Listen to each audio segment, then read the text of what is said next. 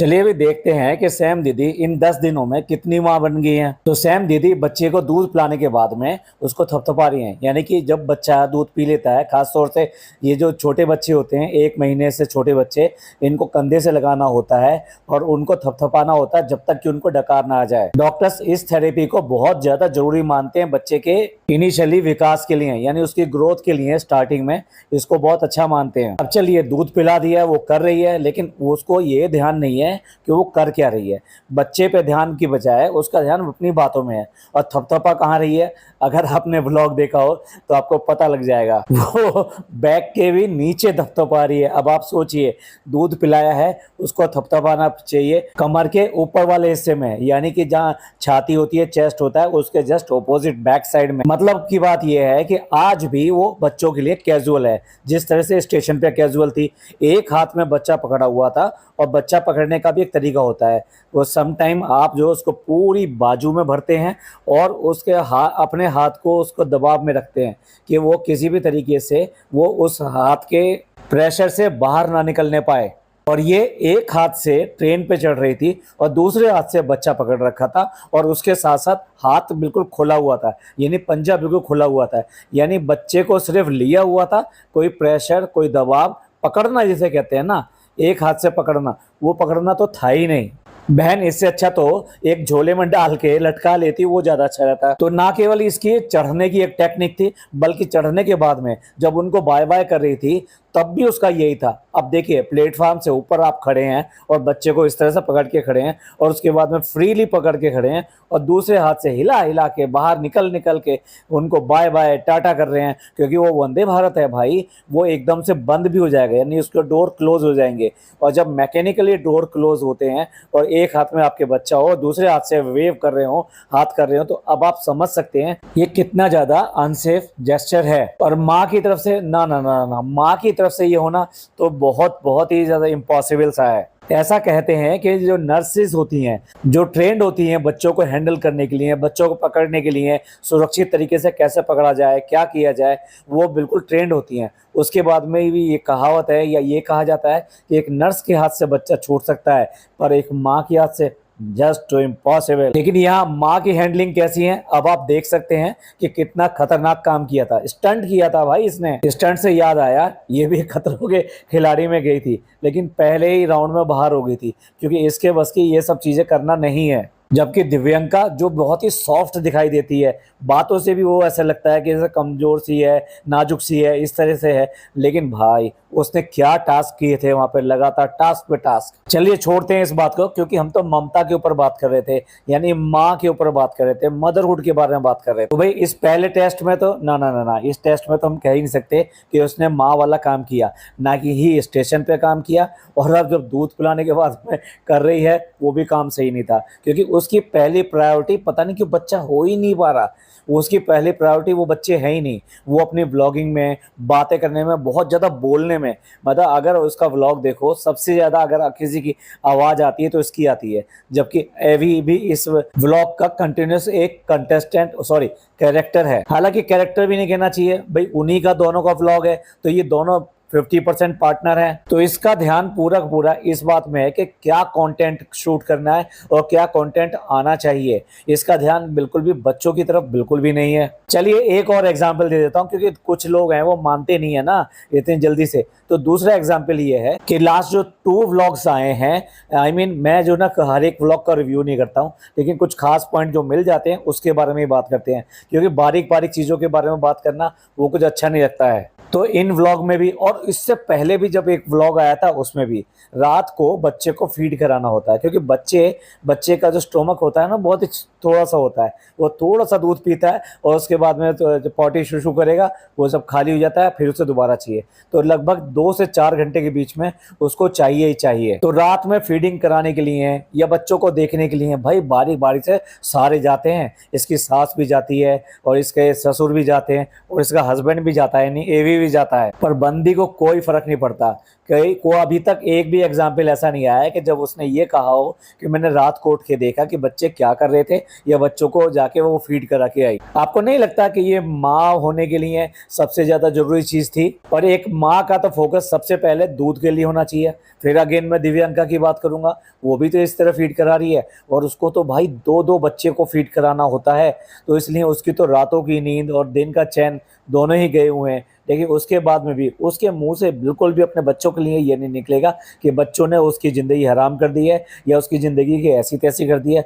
कोई भी ऐसा आप शब्द उसके मुंह से आप नहीं सुनेंगे बच्चों के बारे में या अपनी ज़िंदगी के बारे में। वो बहुत खुश है ये सब करते हुए भी। जबकि यहाँ हमारी सैम दीदी हो या एवी भैया हो, ये दोनों हमेशा बात करते मिलेंगे कि बच्चों ने इनकी ज़िंदगी हराम कर रखी है या चौपट कर रखी है, इन्होंने तो ज़िंदगी का सारा गणित बिगाड़ दिया है। और ये सारी बातें तो तब हैं जबकि ये पिछले 10 साल से बच्चों के लिए तड़प रहे थे और इन्होंने अपनी सारी कोशिशें, ये इस व्लॉग में भी बात की गई है कि भाई क्यों करके तुम बच्चा नहीं कर रहे। माँ बाप ने दोनों ने इस बात को माना है और उसके बाद में उन्होंने कहा कि भाई हमने तो एक बार जो ना कहना ही छोड़ दिया था कि भाई चलो ठीक है अगर नहीं कर रहे। हाँ, माँ ने तो ये कहा था कि तुम्हें करना नहीं है, तुम सीरियस हो इस बारे में, ये सब कहा था। उसके ऊपर सैम दीदी ने अपोज किया था कि नहीं नहीं हम बहुत सीरियसली कर रहे हैं। और मुझे बहुत ही शौक लगा था कि भाई वो लोग मेरे बारे में क्या क्या बातें कर रहे हैं। और हमने भी एक बार को सोचा था कि भाई करें तो करें क्या। और फिर पापा जी भी कहने लगे कि नहीं,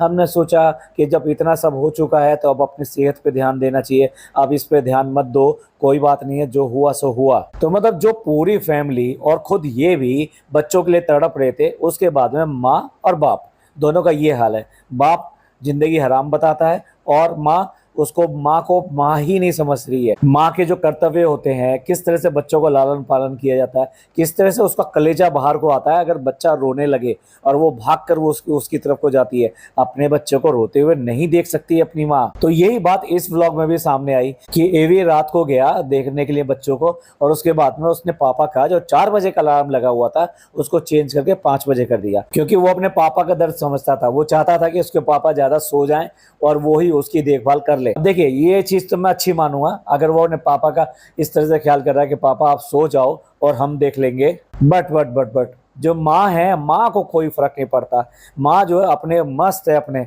और हाँ, एक बात और बता दूं, इतने बच्चे हो, अब बच्चे इतने दिन के हो चुके हैं, घर के अंदर इतने सारे लोग आए हुए हैं, लेकिन मैडम यानी कि हमारी दीदी का उठने का टाइम वही है। 11 बजे से पहले उठने को तैयार नहीं है। वो उठ के आती हैं, गुड मॉर्निंग वगैरह करती हैं और वो तब की बात है जबकि सारे लोग, मुझे तो लग रहा है, फ्रेश हुए बैठे हुए हैं, उसके बाद वो निकल के बाहर आई है। मतलब इस घर का वो लास्ट मेंबर है जो कि इतनी ज्यादा लेट उठा है। तो इसका इतनी देर से उठना और रात को जाके बच्चों को ना देखना, ये किस बात को दिखाता है कि इसकी जिंदगी अभी भी चेंज नहीं हुई है। ये अपनी जिंदगी में पहले की तरह ही चल रही है, बस सिर्फ और सिर्फ इसके पास में कुछ आ गया है।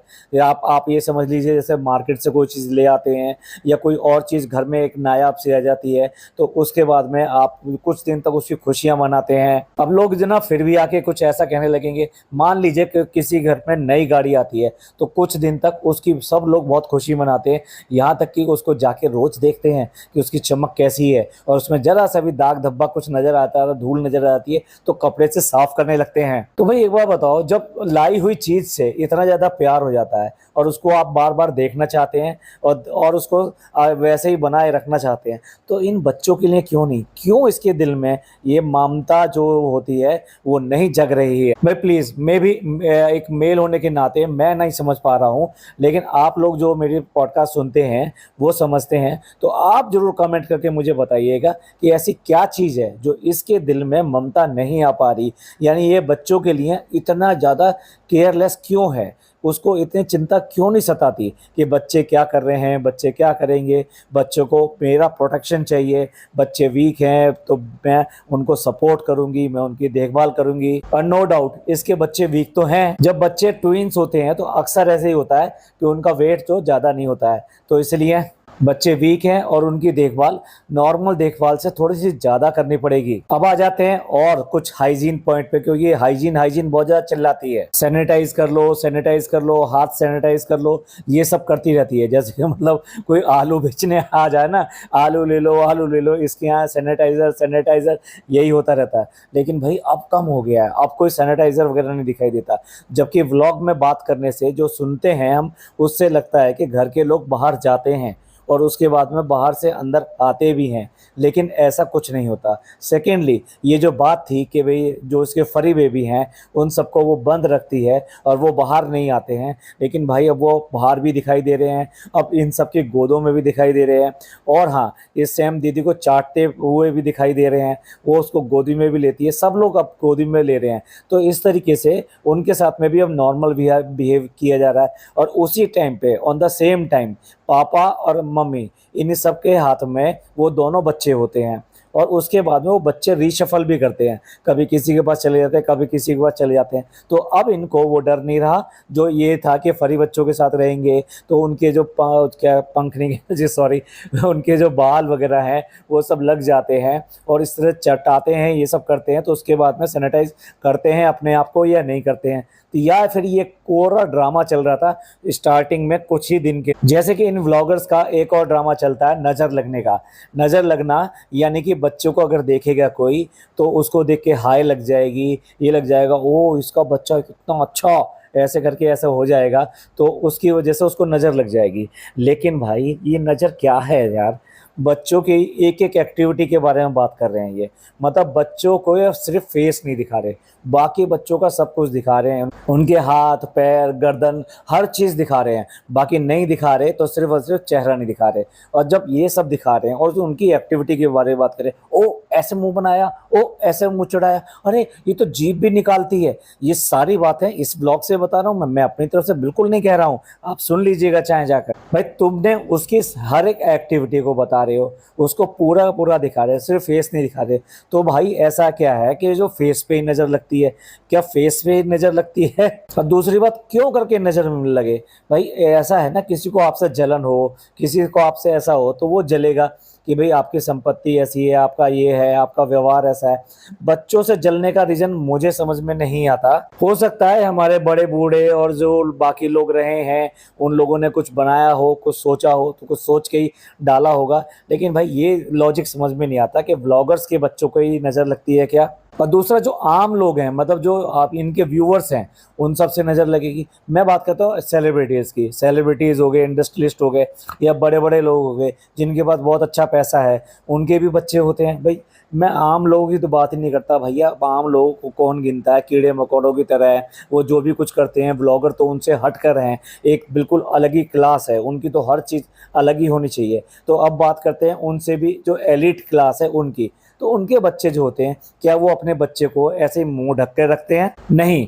लेकिन ये है मीडिया से बचा के रखते हैं, मीडिया के सामने नहीं लेके जाते हैं। नॉर्मली तो वो खुद भी मीडिया के सामने डायरेक्ट नहीं आना चाहते, कभी आ जाते हैं तो अलग बात है, लेकिन बच्चों को बिल्कुल भी उनके सामने नहीं लेकर आते हैं। पर ऐसा भी नहीं है ना कि मुंह उसका ढक कर रखते हैं, कहीं पे भी लेकर जाते हैं तो बच्चों को लेकर जाते हैं वहाँ। ऐसे तो है नहीं कि उसके मुंह को बिल्कुल कवर करके जाएंगे। तो उनके बच्चों को नज़र क्यों नहीं लगती है भाई? और ऐसे ही जो हम लोग आम लोग जो होते हैं, आम लोगों के घरों में जो बच्चे होते हैं, तो वहाँ तो जैसे ही पता लगता है कि बेटा हुआ या बेटी हुई है, जितने मिलने जुलने वाले होते हैं, रिश्तेदार होते हैं, वो आके बधाई देने के लिए आ जाते हैं। और हमेशा जो है वो उनको मिठाई खिलाई जाती है और वो फिर बच्चे को देखना चाहते हैं। और बच्चे को देखने के टाइम पे ही वो जो भी उनको देना होता है बधाई के रूप में, वो वहाँ पर दे के चले जाते हैं। शगुन कह लीजिए या कुछ भी कह लीजिए, वो पैसे गिफ्ट या जो भी कुछ है, वो बच्चे को देखने के बाद में ही आपके हाथ में या उस बच्चे के हाथ में पकड़ा के जाते हैं। तो क्या वो साथ साथ नज़र लगा के जाते हैं कि ये लो 500 का नोट और साथ साथ मेरी नज़र भी ले लो? ये लिबर्टी जो है ना इनके साथ में ही है, इनके बच्चों को ही नज़र लगेगी, बाकियों को नहीं लगेगी।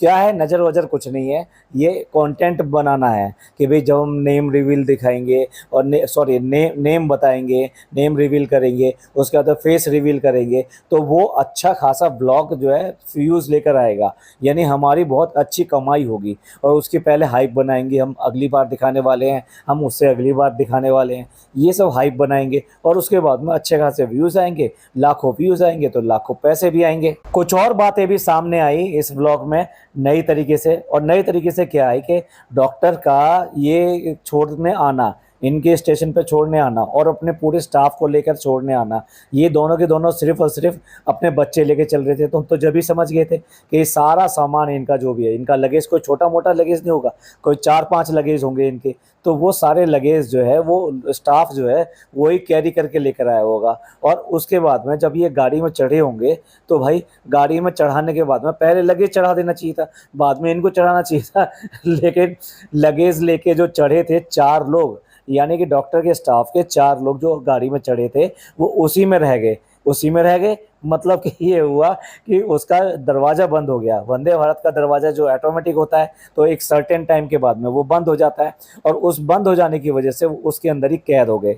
और कैद होने के बाद में फिर उन्हें डर लगा तो टीटी से बात की गई, और जो 45 मिनट्स उन्होंने रन किया नेक्स्ट स्टेशन आने तक, तो उनको वहाँ पर उतारा गया, टीसी से परमिशन लेके उनको वहाँ उतारा गया। वैसे तो ऐसे चढ़ जाने पे पूरा का पूरा फाइन लगता है, आई डोंट नो, मतलब इन्हें अलाउ कर दिया होगा जो भी कुछ था, या जो भी लेना देना हुआ होगा, पता नहीं क्या हुआ होगा। अब आप देख लीजिए 4 लोगों को ये कैरी करके ले गए अपने साथ ट्रेन में, तो मजाक में कहा जा रहा था तो डॉक्टर को भी ले आते ना अपने साथ में वहां से चुरा कर। भाई इनके ड्रामे की इन सब की हद है। जैसे मैंने कहा ना, पहले गाड़ी के आते ही सामान चढ़ जाना चाहिए था, उसके बाद में फिर ये लोग चढ़ते और उसके बाद में टाटा बाय बाय करके निकल लेते, लेकिन नहीं भाई, एक स्पेशल अरेंजमेंट किया गया। इतने सारे लोग छोड़ने के लिए गए, भाई बड़ी ज़्यादा प्रमोशन भी तो कराना था और अभी आगे भी इनका फ़ायदा उठाना है, इसलिए कह रही है। डॉक्टर का मेरे पास फ़ोन आया था और वो कह रही थी हम आपको मिस कर रहे हैं। वो कितने लोग हैं जो पेशेंट डिस्चार्ज हो जाते हैं उनको डॉक्टर कितने मिस करते हैं भाई। अगर मैं कह रहा हूँ, मैं एम्स में गया था, यानी जब मेरी वाइफ जो है लास्ट ईयर एडमिट हुई थी, तो वहाँ पे आए दिन इतने सारे लोग आते हैं, इतने सारे लोग जाते रहते हैं, और उसमें से कुछ डॉक्टर के साथ में हमारे भी कुछ थोड़े बहुत रिलेशन बन गए थे, बट हमारे पास तो कभी कॉल नहीं आया कि हम आपको मिस कर रहे हैं। भैया खुदा ना करे कि हॉस्पिटल किसी को मिस करे। लेकिन भाई अभी तो इसकी पार्टी होनी है, वो जो पार्टी होगी उसमें भी डॉक्टर को बुलाया जाएगा, आगे डॉक्टर की और भी कहानी चलनी है, उसके थ्रू वो अपनी जो पब्लिसिटी है वो और ज़्यादा फर्म करेगी। और डॉक्टर से याद आया, जीजू तो भाई ओहो ओहो ना केवल अपनी सलज पे यानी कि भुजाई पे फिदा हैं, साथ साथ डॉक्टर पे भी फिदा थे। क्या बात है जीजू। और दीदी ने बिल्कुल भी छोड़ा नहीं, भंडा फोड़ करके ही रख दिया कि जीजू कितने फिदा हो रहे थे डॉक्टर पे। देख लो भाई, 3 बच्चों की माँ है वो, और उसके बच्चे तो अल्ट्रा अल्ट्रा लार्ज हुए हैं। मतलब मुझे समझ में नहीं आ रहा, उसने कुछ जीन में कुछ करवाया था, क्योंकि माँ और बाप दोनों के दोनों एक एवरेज हाइट के हैं, लेकिन बेटे जो बच्चे हैं वो इतना एक्स्ट्रा लार्ज है कि भाई खली के आसपास ही होंगे। तो ऐसा डॉक्टर ने क्या करवाया, जीन में ऐसे क्या परिवर्तन करवाया, अब कहना नहीं चाहिए, मैं कुछ बातें यहाँ पर बोलना नहीं चाहता, लेकिन हाँ आप कुछ कह सकते हैं इसके बारे में कि ऐसा कैसे हो गया कि बच्चे इतने लंबे हैं जबकि माँ बाप दोनों के दोनों उतने लंबे नहीं हैं। और ये केस एक बार नहीं हुआ है, दोनों बच्चों के साथ हुआ है। दोनों लड़के बहुत ज्यादा हाइट के हैं। एक इसने अपने यहाँ हाउस हेल्प रखी हुई है जिसका नाम जो पुड़िया है, और वो भाई कितना काम करती है, मतलब वो जो है इनके लिए कॉफ़ी बना रही है, और साथ साथ इसके फरी बच्चे को भी उसने गोद में लिया हुआ है, उसके बाद में ये इन बच्चों को भी लेती है। भाई क्या तो हाइजीन चल रहा है, और किसके पास क्या काम है इसका डिस्ट्रीब्यूशन तो ढंग से होना ही चाहिए। बच्चे संभालने वालों को बच्चे संभालने चाहिए और काम करने वालों को काम करने चाहिए, जिससे बच्चे किसी भी डेंजर जोन में ना आ सकें। एटलीस्ट उनको कुछ आराम भी मिलेगा। आप हर तरह के काम के लिए उनको ही आवाज़ देते रहोगे, उनसे ही काम कराते रहोगे, तो डेफिनेटली उनकी ज़िंदगी भी हराम होगी। और इसके घर में भाई कैसे होगी, आप समझ सकते हैं कि इसके घर में जो हाउस हेल्प है उनकी क्या ही हालत होती होगी। जो एटीट्यूड है इसका, जो बात करने का एटीट्यूड है, जो हुक्म देने का एटीट्यूड है, हुक्म कह रहा हूं मैं, ऑर्डर ऑर्डर ऑर्डर ऑर्डर, ये कभी भी पोलाइटली तो कहती नहीं होगी कि मेरे के लिए ये चीज़ ले आओ, और जरा सी देर हो जाती होगी तो चिल्लाती होगी। अच्छा, एक बार फिर लड़का लड़की की बात पे सफाइयाँ दी गई कि भई पापा मम्मी को तो ऐसा नहीं था, पहले से हम पहले ही बता दे रहे हैं, इनको कोई फ़र्क नहीं पड़ता था कि लड़का आ जाए कि लड़की आ जाए। और इस तरह से बार-बार पापा मम्मी का नाम लेके कहना, क्योंकि उन लोगों की तरफ से आया है ये बात कि वो लड़के को प्रेफ़र करते हैं। और जिस तरह से इसकी मम्मी ने लड़के को लेकर जो वर्ड्स बोले थे, जब लड़की रही थी तब ऐसे वर्ड्स नहीं बोले थे। तो इसके माँ-बाप यानी सास-ससुर इस बात के लिए ट्रोल हो रहे थे। तो उसके लिए आज भी इमेज क्लीनिंग के लिए फिर दोबारा साफ किया गया, नहीं, नहीं मैं बता देती हूँ, पापा मम्मी को कोई फ़र्क नहीं पड़ता। पापा मम्मी के लिए तो कोई भी आ जाता, वो भी खुशी की बात थी। जबकि जब ये गिफ्ट दिखाए जा रहे थे, ये कहा जा रहा था इतना गोल्ड और ये सब चीज़ें आपने कैसे ले ली? तो एक बहन ने तो के मुँह से निकल भी गया, क्या निकल गया कि हमने पहले लड़के के हिसाब से ली थी, अब समझ में आया लड़का। तो भैया ये तो सही बात है कि इनके घर में भी जैसे बाकियों के घरों में होता है, लड़के की प्रेफ़रेंस ज़्यादा है, लड़के के बारे में ही बात कर रहे थे।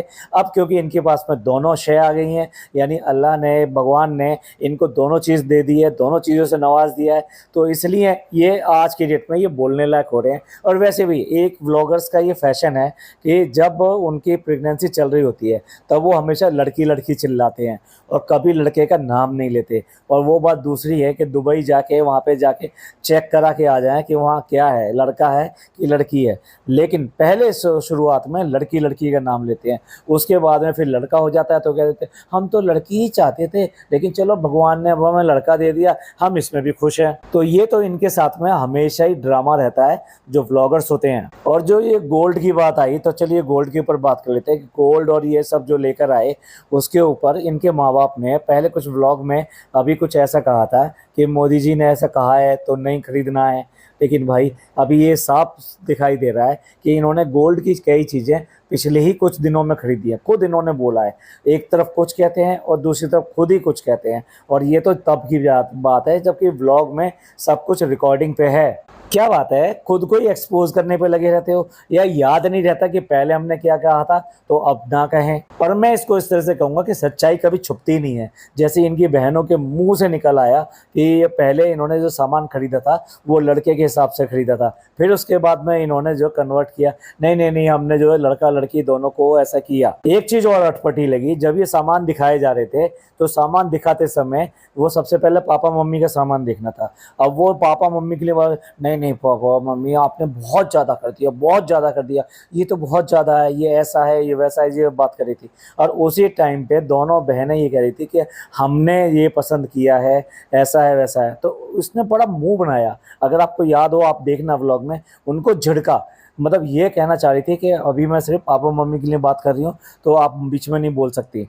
लेकिन उसको कहने का तरीका क्या था, झिड़कने का तरीका क्या था? बहुत ही गंदा तरीका था। लेकिन हाँ, जब वो चैप्टर क्लोज़ हो गया और जब बहनों की बारी आई कि वो क्या-क्या लेके आईं, ओहो! फिर अगेन उनके लिए इतनी ज़्यादा काइंड हो गई, इतनी ज़्यादा काइंड हो गई, वेल्म्ड हो गई कि पहले कहा भी इसने, मैं तो बहुत ज़्यादा ओवरवेल्म्ड हो गई हूँ। आप लोगों ने इतना कर दिया, इतना ज़्यादा नहीं करना चाहिए था।